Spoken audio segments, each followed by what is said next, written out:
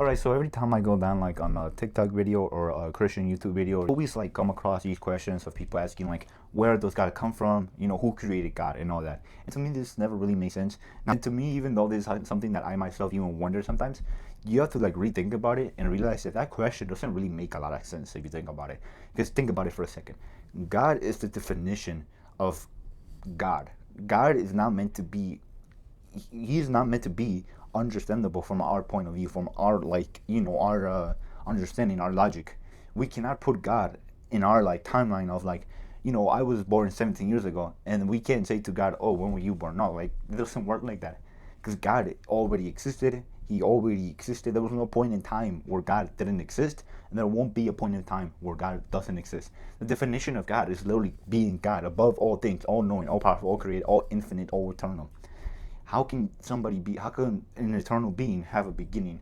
And that doesn't really make a lot of sense. And if God was created or if God was born, then he can't really be God. You know, he can't really be God, because God himself cannot be born. He can't be created. He can't be created. There can't be a point in time where God doesn't exist. And I think to me, it's like, yeah, that question of where does God come from or who created God doesn't make a lot of sense, because God himself is eternal. God himself is infinite. Like I saw this video of Christian answering this question, so I'm gonna just play it for you real quick. Go ahead.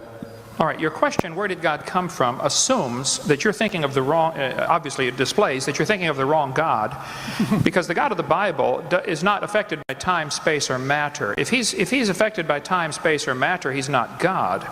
Time, space, and matter is what we call a continuum. All of them have to come into existence at the same instant, because if there were matter but no space, where would you put it? If there were matter and space but no time, when would you put it?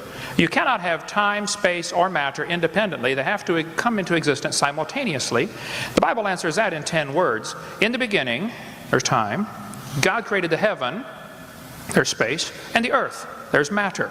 So you have time, space, matter created, a trinity of trinities there. Just, you know, time is past, present, future. Space has length, width, height. Matter has solid, liquid, gas. You have a trinity of trinities created instantaneously, and the God who created them has to be outside of them.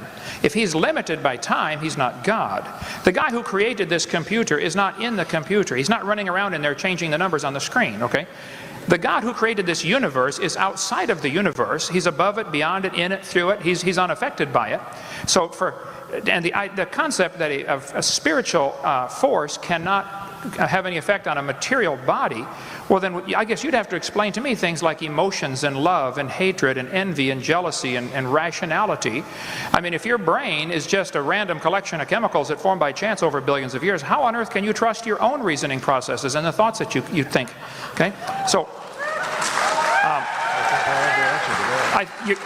your question, where did God come from, is assuming a limited God. And that's your problem. The God that I worship is not limited by time, space, or matter. If I could fit the infinite God in my 3-pound brain, he would not be worth worshiping, that's for certain. So that's the God that I worship. Thank you. Yeah, that to me, like, so it summarizes of like, God in the Bible is that. He's this all infinite, all eternal, all powerful being that existed in the very, like, there was no point where he didn't exist, and there won't be a point where he doesn't exist.